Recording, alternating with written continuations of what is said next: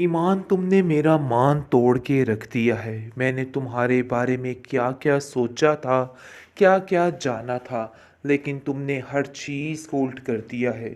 मुझे तो समझ ही नहीं आ रही कि आखिर तुम क्या करना चाह रही हो। ज़ारा को इस तरीके से नीचे गिरा के क्या चीज़ हासिल करना चाह रही हो, जिस पर ईमान कहती है कि यकीन मानिए मैंने ऐसा कुछ भी नहीं किया और ना ही ऐसा कुछ चाहा है। पता नहीं क्यों आपको ऐसा लग रहा है मैंने कुछ भी नहीं किया है, लेकिन जी आप देखेंगे कि तैमूर अब उल्टा बरस रहा है और साफ साफ जाहिर हो रहा है कि उसके दिल में जो कुछ भी है सारी बात सामने आ गई है। लेकिन फिर भी रत्ती भर असर नहीं है इस ईमान को तो पल भी नहीं लगाना चाहिए और यहाँ से निकल जाना चाहिए।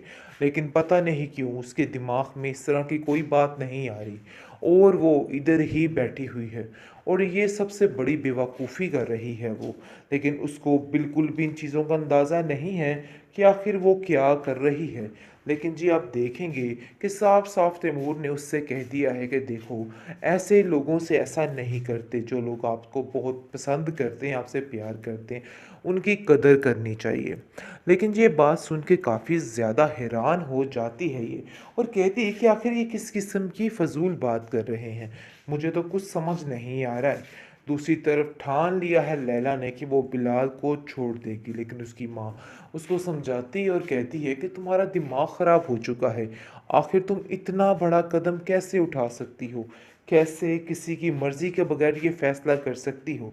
लेकिन जी आप देखेंगे कि बिलाल को जैसे ही इस बात की भिनक पड़ती है कि लैला के दिमाग में ये चल रहा है, तो वो काफ़ी ज़्यादा हैरान हो जाता है और कहता है कि आखिर तुम ऐसा कैसे सोच सकती हो, मैंने तो ऐसा कभी नहीं सोचा है।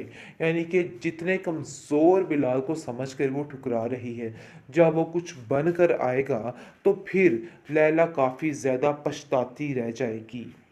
कुछ कर सकती हूँ, इसलिए मेरा साथ छोड़ोगे तो धोखे और खसारे में रहोगे। इसलिए बेहतर यही है कि चुपचाप करके वापस आ जाओ। ऐसा ना हो कि कल कला तुम्हें कोई मसले बढ़ जाएं। इसलिए मैं नहीं चाहती ये सब कुछ। आहद कहता है कि आखिर तुम्हारे ऊपर अपने शोहर के प्यार का भूत कब से सवार हो गया। कल तक तो तुम उसको पूछती तक नहीं थी और आज तुम उसके पीछे मंडलाती फिरी और उसकी जायदाद की वारिस बनने की कोशिश कर रही हो। आखिर तुम मुझे बता सकती हो कि तुम्हारी असल हकीकत है क्या और तुम क्या सोच रही हो। जिस पर आप देखेंगे कि साफ साफ उसको कह देती है कि तुम सिर्फ और सिर्फ जो उनसे काम कर रहे हो ना उसी पर ध्यान दो। इसलिए बेहतर यही है कि मेरे मामले में बोलने की कोई भी ज़रूरत नहीं है। आप देखेंगे कि ईमान जो है वो समझ चुकी है कि उसका यहाँ पे रहना सबके लिए बहुत बड़ा खतरा बन चुका है। इसलिए वो सोचती है कि वो बहुत जल्द यहाँ से चली जाएगी। तैमूर को कहती है कि मैं यहाँ से जाना चाहती हूँ। जिस पर तैमूर उसको कहता है कि ऐसा कभी नहीं हो सकता, तुम यहाँ से नहीं जाओगी। बस ये बात तो फाइनल है। जिसको सुन के हक्की बक्की रह जाती है कि आखिर ये क्या मसला है, आखिर ऐसा कैसे हो सकता है, मैं कैसे यहाँ पे रह सकती हूँ। बहरहाल आप देखेंगे कि बहुत ज़्यादा तैमूर जो है गुस्से में आ चुका है और राहत को साफ साफ मना कर देता है कि आइंदा से खबरदार तुमने इसके पीछे आने की कोशिश की या फिर इसको कहीं लेके जाने की कोशिश की, मैं इस हक में कभी भी नहीं हो सकता और मैं तुम्हारा वो हाल करूंगा कि तुम याद रखोगे। दूसरी तरफ लैला कहती है कि आखिर तुम्हें क्या मसला है। अगर ईमान के साथ वो फ्रैंक होने की कोशिश कर रहा है तो तुम्हें इसमें क्या मसला बन रहा है। मुझे तो तैमूर की समझ नहीं आ रही कि आखिर तैमूर तुम चाहते क्या हो। अपने दिमाग से ये बातें निकालो और जाकर अपनी बीवी ज़ारा पे ध्यान दो। हम लोगों पर इस तरह से ताने टिशने करने का कोई भी फायदा नहीं। बेहतर यही है ज़ारा की तरफ जाकर ध्यान दो। ईमान, तुम्हें ज़ारा को लेके परेशान होने की कोई भी ज़रूरत नहीं है। देखो, मैं इसको खुद निपट लूँगी, तुम टेंशन मत लो। अपने काम पे फ़ोकस करो। इन लोगों की बातों में आके अपने आप को ज़हनी अज़ियत देने की कोई भी ज़रूरत नहीं है। लेकिन जो आप देखेंगे आगे से ईमान कहती है कि मुझे यहाँ पे कोई मसला नहीं है।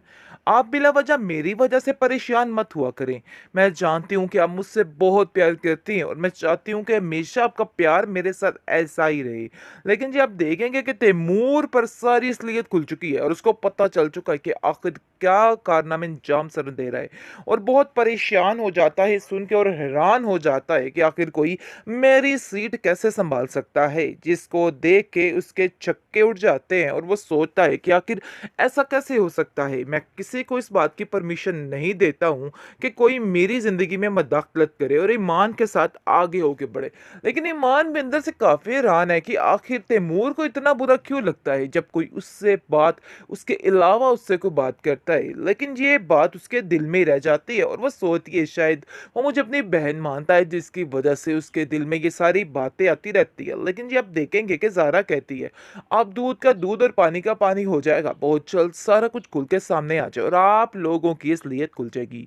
तुम और अहद जो कुछ करना चाह रहे हो ना, सब कुछ सामने आ जाएगा। दूसरी तरफ बिलाल की बीवी मतलब कि लैला जी, ये अब बिलाल की जायदाद को लेने के लिए पीछे पड़ चुकी हैं और बिलाल को कॉल करती है और कहती है कि आखिर तुम किधर हो? क्या तमाशे कर रहे हो? क्या आँख मचोली का खेल खेल रहे हो हमारे साथ? मुझे तो कुछ समझ नहीं आ रही है। कभी तुम कुछ करते हो और कभी कुछ करते हो। आखिर ये क्या माजरा है? कब तक ये तमाशा चलता रहेगा? जिसको सुनकर वो कहता है कि ये तमाशा तो तमाशा ही सही, मैं वापस नहीं आऊँगा। ये बात तुम अपने ज़हन में बिठा के अच्छे तरीके से रख लो, क्योंकि तुम लोगों के साथ रहना सरासर बेवकूफ़ी है। मैं अपने वक़्त का इंतज़ार कर रहा हूँ कि मेरा अच्छा वक़्त कौन-सा है, जिस पर वो कहती है कि देखो तुम्हारा अच्छा वक़्त भी मैं ही ला सकती हूँ, मैं ही सब कुछ कर सकती हूँ। इसलिए मेरा साथ छोड़ोगे तो धोखे और खसारे में रहोगे, इसलिए बेहतर यही है कि चुपचाप करके वापस आ जाओ। ऐसा ना हो कि कल-कला तुम्हें कोई मसले बढ़ जाएँ, इसलिए मैं नहीं चाहती ये सब कुछ।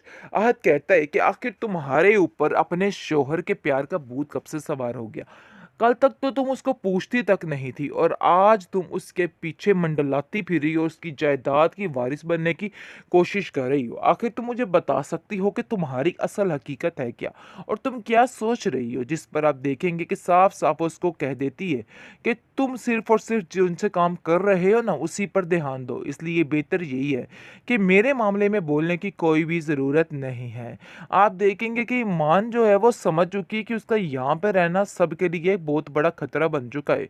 इसलिए वो सोचती है कि वो बहुत जल्द यहाँ से चली जाएगी। तैमूर को कहती है कि मैं यहाँ से जाना चाहती हूँ। जिस पर तैमूर उसको कहता है कि ऐसा कभी नहीं हो सकता, तुम यहाँ से नहीं जाओगी। बस ये बात तो फाइनल है। जिसको सुन के हक्की-बक्की रह जाती है कि आखिर ये क्या मसला है? आखिर ऐसा कैसे हो सकता है? मैं कैसे यहाँ पे रह सकती हूँ? बहरहाल आप देखेंगे कि बहुत ज़्यादा तैमूर जो है गुस्से में आ चुका है और राहत को साफ-साफ मना कर देता है कि आइंदा से खबरदार तुमने इसके पीछे आने की कोशिश की या फिर इसको कहीं लेके जाने की कोशिश की। मैं इस हक में कभी भी नहीं हो सकता और मैं तुम्हारा वो हाल करूँगा कि तुम याद रखोगे। दूसरी तरफ लैला कहती है कि आखिर तुम्हें क्या मसला है? अगर ईमान के साथ वो फ्रैंक होने की कोशिश कर रहा है तो तुम्हें इसमें क्या मसला बन रहा है? मुझे तो तैमूर की समझ नहीं आ रही कि आखिर तैमूर तुम चाहते क्या हो? अपने दिमाग से ये बातें निकालो और जाकर अपनी बीवी ज़ारा पे ध्यान दो। हम लोगों पर इस तरह से ताने-तिश्ने करने का कोई भी फ़ायदा नहीं। बेहतर यही है ज़ारा की तरफ जाकर ध्यान दो।